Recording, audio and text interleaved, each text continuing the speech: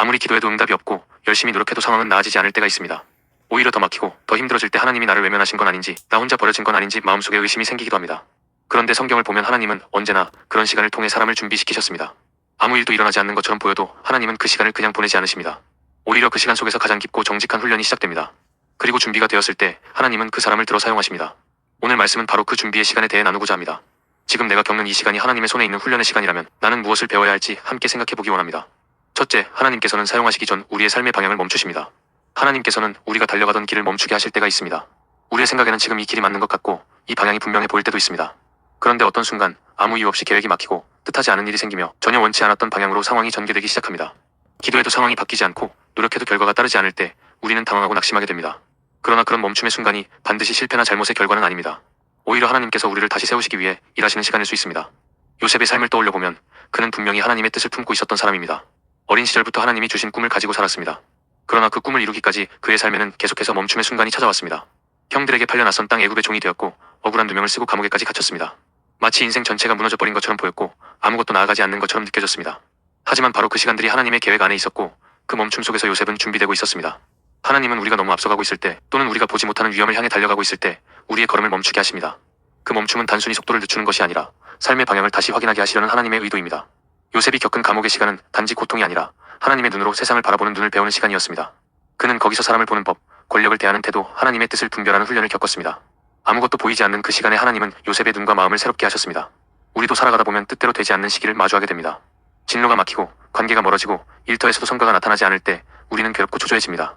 하지만 하나님은 그 시간을 통해 우리의 속도를 늦추시고 지금 우리가 어디를 향해 가고 있었는지를 묻게 하십니다. 잘못된 방향으로 열심히 달리고 있는 인생은 오히려 멈추는 것이 은혜일 수 있습니다. 하나님은 방향이 틀린 상태로 우리를 높이시는 분이 아니라 먼저 바른 길로 이끄신 후에 우리를 들어 사용하십니다. 그래서 우리는 멈춰있는 것처럼 보이는 그 시간 속에서 하나님의 음성을 더 주의 깊게 들어야 합니다.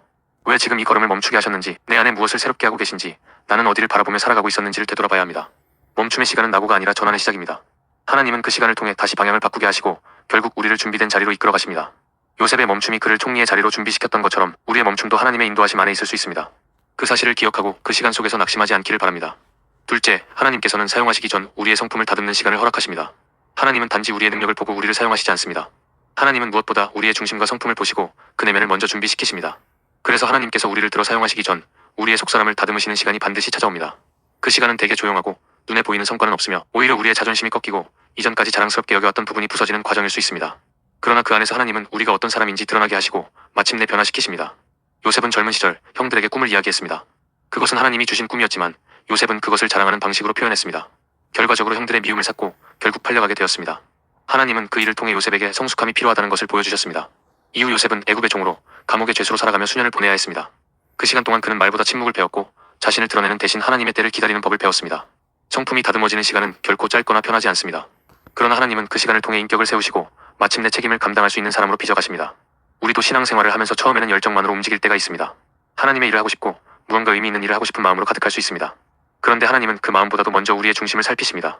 겉으로는 믿음이 좋아 보이지만 내면에 고집이 있거나 자기를 드러내고 싶은 욕심이 있다면 하나님은 반드시 그것을 다루십니다. 성품이 준비되지 않은 상태에서 앞에 세워지면 결국 무너지고 말기 때문입니다. 때때로 우리는 왜 이렇게 아무 일도 일어나지 않는지, 왜 하나님께서 나를 쓰시지 않는지 답답할 수 있습니다. 그러나 그럴 때일수록 내 안에 하나님이 다듬고 계시는 것이 무엇인지를 살펴야 합니다. 말의 습관일 수도 있고 누군가를 판단하는 시선일 수도 있고 하나님보다 사람의 인정에 더 민감한 태도일 수도 있습니다. 하나님은 그런 부분들을 다루시고 그것을 내려놓게 하신 뒤에야 우리를 세우십니다. 성품이 다듬어진 사람은 조급하지 않습니다. 억울한 상황 속에서도 자신을 해명하려 하지 않고 침묵 가운데서도 하나님을 신뢰하는 법을 배웁니다. 감옥이라는 좁고 답답한 공간에서도 요셉은 정직하게 묵묵히 하루하루를 감당했습니다. 그 결과 그는 총리가 되었을 때에도 자기를 높이지 않았고 오히려 모든 것이 하나님께로부터 온 것임을 인정했습니다. 하나님은 지금도 우리에게 묻고 계십니다. 내 안에는 무엇이 자리 잡고 있느냐고. 그리고 그 대답을 듣기 위해 때로는 외로운 시간을 허락하시고 일의 속도를 늦추시기도 하십니다. 하지만 그 시간은 결코 헛된 시간이 아닙니다. 그 시간을 통해 하나님은 우리의 인격을 새롭게 하시고 감당할 수 있는 자리를 준비하십니다. 그러므로 하나님이 다듬으시는 그 시간을 피하려 하지 말고 순종하는 마음으로 견디며 지나가기를 바랍니다. 그것이 하나님의 손에 붙들리는 삶의 시작입니다. 셋째, 하나님은 드러나지 않는 자리에서도 우리를 일하고 계십니다. 신앙생활을 하다 보면 누구에게도 알아주지 못하는 시간들을 지나게 됩니다. 열심히 기도하고 성실하게 살아가는데도 아무런 변화가 보이지 않고 오히려 더 조용하고 외로운 상황이 이어질 때가 있습니다. 사람들은 성과가 없으면 실패라고 생각하지만 하나님의 일하심은 보이는 성공만으로 판단되지 않습니다. 하나님은 오히려 사람들의 시선이 닿지 않는 그 자리에서 아무도 박수치지 않는 그 순간에 더 깊고 분명하게 우리를 다듬고 계십니다. 요셉이 감옥에 있을 때가 바로 그랬습니다. 그는 억울한 누명을 쓰고 갇혀 있었고 아무도 그를 기억하지 않는 긴 시간을 보내야 했습니다. 하지만 하나님은 그 시간을 통해 요셉에게 가장 중요한 영적인 근육을 길러주셨습니다. 자신의 자리를 묵묵히 감당하는 법, 상황보다 하나님의 인도하심을 더 신뢰하는 법, 그리고 사람보다 하나님께 마음을 드리는 법을 배우게 하셨습니다. 요셉은 감옥 안에서도 낙심하지 않고 자신에게 맡겨진 일에 최선을 다했습니다. 간수장의 신뢰를 얻어 감옥의 일을 맡았고 함께 있던 사람들의 사정을 헤아릴 줄 아는 마음도 가졌습니다. 특히 술 맡은 관원장의 꿈을 해석해주며 단 한마디 당신을 기억해달라는 부탁만 했을 뿐 자신의 상황을 풀어보려 애쓰지도 않았습니다. 요셉은 주어진 그 자리에서 조용히 하나님을 바라보며 하루하루를 감당했습니다. 하나님은 바로 그 자리에서 요셉의 성품과 믿음을 확인하셨고 어느 날 갑자기 그를 애굽의 왕 바로 앞에 세우셨습니다. 한순간의 영광은 수년의 훈련을 통해 준비된 결과였습니다. 우리는 대체로 보이는 것으로 평가받기를 원합니다. 일이 잘 되고 있는지, 사람들이 알아주는지, 열매가 있는지를 통해 내 믿음이 잘 유지되고 있다고 생각합니다. 그러나 하나님은 눈에 보이는 것으로 우리를 판단하지 않으십니다. 조용한 자리에서 얼마나 하나님을 신뢰하고 있는지, 아무도 보지 않는 곳에서 얼마나 진실하게 행동하고 있는지를 보십니다. 그래서 어떤 때는 모든 문이 닫힌 것처럼 보이고 어디서도 내 노력이 의미 있어 보이지 않는 시간을 허락하십니다. 그럴 때 포기하지 말고 지금 이 자리가 하나님의 일하심의 장소임을 기억해야 합니다. 신앙의 성장은 조용한 곳에서 시작됩니다. 눈에 띄지 않는 자리에서 말보다 행동이 요구되는 순간에 하나님의 뜻을 따라 살기로 결단할 때 우리는 자라납니다. 하나님은 단지 일꾼을 찾는 분이 아니라 그 일을 감당할 수 있는 사람을 준비하시는 분입니다. 그리고 그 준비는 언제나 드러나지 않는 자리에서 먼저 시작됩니다. 그러니 지금 아무도 알아주지 않는 자리에서 지쳐있는 이들이 있다면 이 시간을 믿음으로 지나가기를 바랍니다. 하나님은 그 시간조차도 사용하셔서 우리를 준비시키고 계십니다. 그리고 그 준비가 끝났을 때 하나님은 반드시 우리를 그분의 뜻이 이루어지는 자리로 세우실 것입니다. 넷째, 하나님은 반드시 열매 맺는 때를 허락하십니다.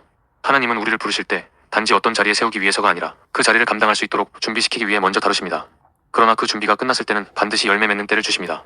그것이 하나님의 방식입니다. 아무리 오래 기다리는 시간일지라도 하나님은 헛되이 그 시간을 사용하지 않으십니다. 하나님은 절대로 일을 시작하신 후에 중간에 멈추시는 분이 아니십니다. 준비되었다고 판단하실 때 하나님은 정확한 시간에 우리를 일어나게 하십니다. 요셉의 삶이 바로 그렇습니다. 그는 오랜 시간 감옥에서 잊혀진 자처럼 살아야 했지만 어느 날 갑자기 바로 앞에 서게 되었고 단 하루 만에 애굽의 총리가 되었습니다. 많은 사람이 그것을 기적이라고 부르지만 하나님 입장에서는 준비된 사람에게 그 자리를 맡긴 것뿐입니다. 요셉이 애굽의 총리가 되었을 때 그는 자신을 위한 삶을 선택하지 않았습니다. 먼저 하나님께서 자신을 이 자리에 세우신 이유를 생각했고 그것이 자기 가족과 이스라엘 백성을 구원하는 일임을 깨달았습니다. 그래서 형들이 애굽의 양식을 구하러 왔을 때 복수하거나 자기를 드러내려 하지 않았습니다. 오히려 형들을 살리고 아버지를 다시 만나기까지 겸손하게 하나님의 뜻을 따라 움직였습니다. 그는 이제야 자신의 인생이 왜 그렇게 흘러왔는지를 이해할 수 있었고 그 모든 시간은 이날을 위한 준비였음을 고백했습니다. 팀 켈러는 그의 책 기도에서 이런 말을 남겼습니다. 하나님은 우리가 기도할 때 우리가 원한 방식대로 응답하지 않으실 수 있지만 우리가 기도했던 그 시간들을 결코 낭비하지 않으신다. 이는 열매 맺는 시기에 대한 깊은 통찰이기도 합니다. 우리는 조급해지기 쉽고 당장 무언가 보이기를 원하지만 하나님은 우리보다 훨씬 더 큰 계획 속에서 일하고 계십니다.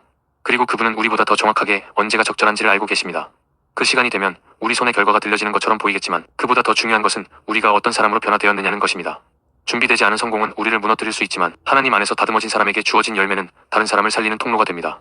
우리는 때때로 하나님이 침묵하시는 것 같고 우리의 수고가 묻히는 것처럼 느껴질 때가 있습니다. 그러나 하나님은 정확한 때에 반드시 그 열매를 맺게 하십니다. 요셉처럼, 다윗처럼, 에스더처럼 하나님의 때를 기다린 사람은 결국 그 자리에 서게 됩니다. 그리고 그 자리는 단순한 영광의 자리가 아니라 하나님의 뜻을 이루는 자리가 됩니다. 지금 우리가 겪고 있는 시간이 길게 느껴질지라도 하나님은 그것을 열매의 시기로 이끄시기 위해 일하고 계십니다. 그러니 조급해하지 말고 준비되기를 멈추지 말아야 합니다. 하나님의 때는 반드시 오며 그때는 우리의 것이 아니라 하나님의 영광을 위한 시간입니다. 지금 우리가 서 있는 자리가 때로는 멈춘 것 같고 아무 일도 일어나지 않는 것처럼 느껴질 수 있습니다. 하지만 성경을 보면 하나님은 그런 시간들을 통해 사람을 준비시키셨고 그들을 하나님의 뜻을 이루는 자리에 세우셨습니다. 요셉이 감옥에서 잊힌 자처럼 있었던 시간도 결국 애굽의 총리라는 자리로 연결되었고 그 자리는 그가 얻은 보상이 아니라 하나님의 백성을 살리는 통로였습니다. 우리 삶도 마찬가지입니다. 지금 당장은 이해되지 않는 일들이 이어질 수 있지만 하나님은 그 모든 시간 속에서 일하고 계십니다. 방향을 멈추게 하신 것도 성품을 다듬으시는 것도 드러나지 않는 자리에서 훈련하게 하시는 것도 결국은 하나님의 때 열매 맺게 하시기 위함입니다.